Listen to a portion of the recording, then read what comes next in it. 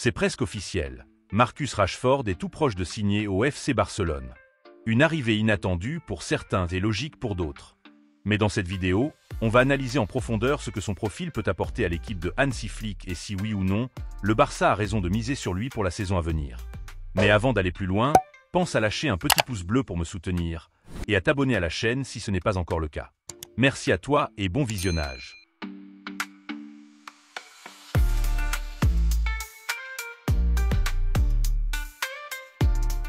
Le mercato est en pleine effervescence et le Barça continue de travailler dans l'ombre pour renforcer son effectif.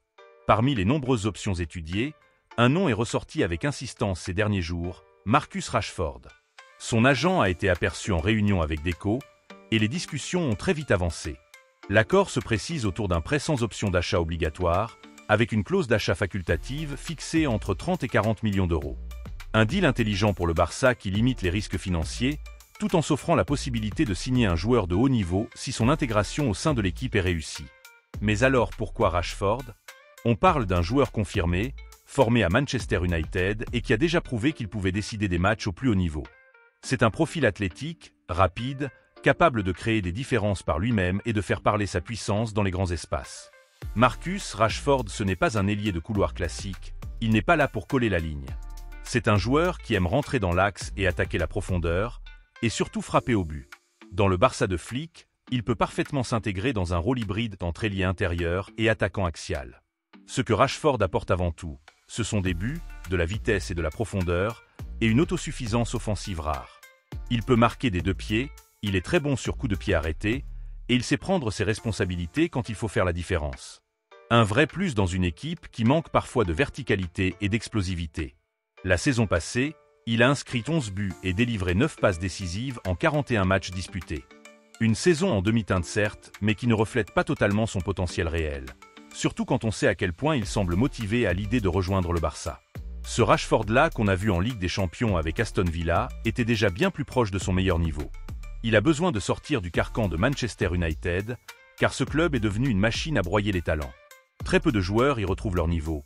Il y a aussi une pression constante liée à son statut d'enfant du club, ce qui complique encore plus sa relance mentale. Mais ailleurs dans un environnement sain, Rashford peut redevenir un joueur d'élite mondiale et selon moi, c'est dans l'axe qu'il est le plus dangereux.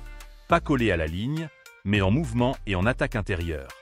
Il a très bien répondu à ce rôle avec Aston Villa, dans un schéma qui ressemble à ce que Flick pourrait proposer. Justement dans le Barça de Flick, l'ailier gauche est souvent un attaquant infiltré. Pas un pur dribbleur, mais un joueur capable d'attaquer la profondeur et d'offrir un point de fixation ou de marquer. D'après les données StatBomb, Rashford brille sur plusieurs aspects.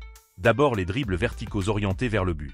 Ensuite les tirs, plus de 3 tentatives par 90 minutes, ce qui est un chiffre très élevé.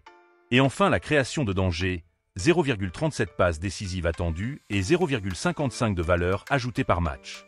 Il a sous-performé ses stats de buts attendus cette saison, mais cela s'explique surtout par le style de jeu de Villa, très orienté vers les transitions rapides.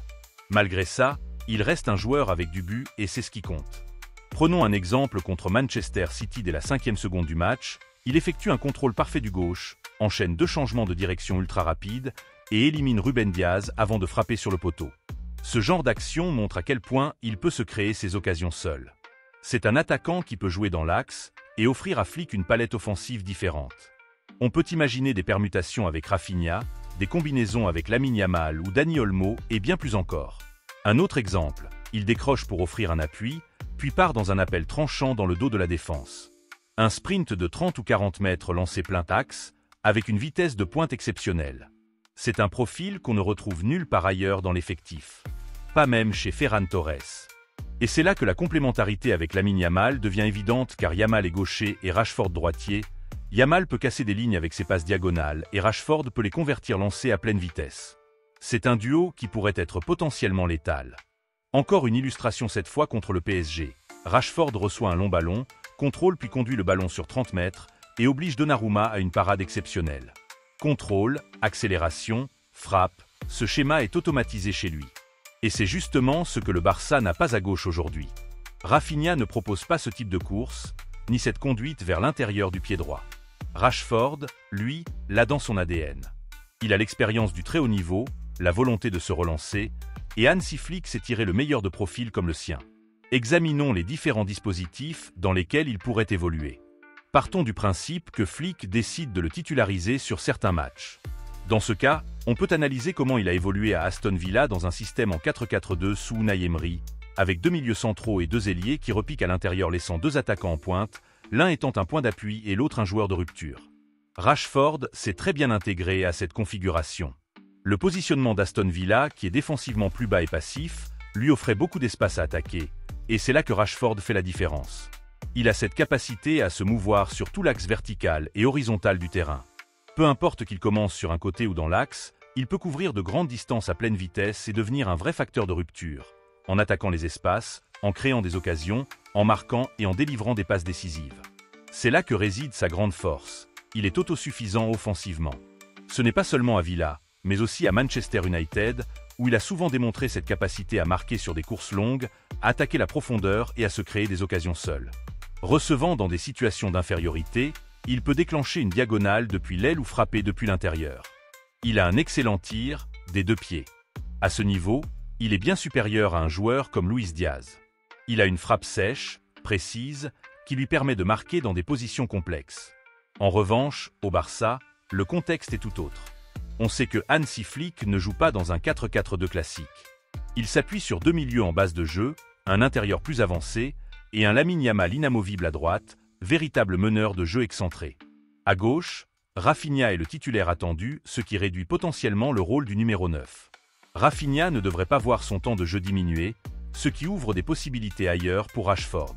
La première serait de le faire jouer en pointe. Mais cette idée laisse sceptique dans un Barça dominant, installé en attaque placée. Rashford n'est pas à l'aise dans les petits espaces, il ne sait pas imposer sa présence dans la surface comme un pur neuf, et il ne rivalise pas avec un Lewandowski ou même un Ferran Torres dans ce rôle-là.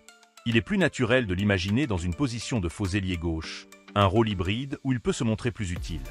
Ce n'est pas un ailier classique, mais dans cette zone d'influence, il peut pleinement profiter de la créativité de Lamine Yamal. Ce dernier est en train de devenir une star mondiale, déjà le joueur le plus créatif du Barça et probablement du monde. Son rôle évoluera encore sous Flick, il gagnera en autorité et en liberté. Rashford, lui, sait sentir les bons moments, il sait quand attaquer les espaces, et il a le physique pour répéter les courses. Il peut bénéficier des combinaisons côté droit entre Lamine, Dani Olmo, Pedri ou Frenkie de Jong. Et quand le jeu penche à droite, c'est souvent à gauche que les espaces s'ouvrent. Rashford, dans ces cas-là, est plus tranchant que Rafinha en réception. Simplement parce qu'il est plus naturel dans ce registre. Il peut partir vers l'intérieur ou longer la ligne de fond, des 2 pieds, avec une capacité à frapper dès qu'il entre dans la zone. Positionner Rafinha en faux neuf peut aussi être une solution, car il connaît mieux les mécanismes du Barça, et cela permettrait plus de fluidité avec Rashford. On aurait alors une attaque dynamique, presque à la parisienne, où les joueurs permutent sans cesse. Il faut toutefois se rappeler que ni Rashford ni Rafinha ne sont des joueurs de pur jeu combiné. Ils s'expriment mieux dans l'espace, dans la verticalité et en mouvement qu'en jeu de possession statique. Évidemment, il y a beaucoup de points positifs qu'il pourrait apporter, mais aussi des limites.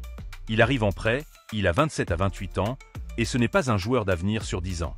Mais à l'instant T, dans la situation actuelle du Barça, c'est un pari mesuré, cohérent et potentiellement très rentable. Je n'ai pas voulu faire une vidéo trop longue pour présenter le joueur, car je suppose que la plupart d'entre vous connaissez déjà le joueur et son potentiel maximum. Tout comme je l'avais dit pour Rooney Bargy, c'est un pari à faible risque mais à gain potentiel très élevé. Pour moi, la venue de Rashford est un grand oui.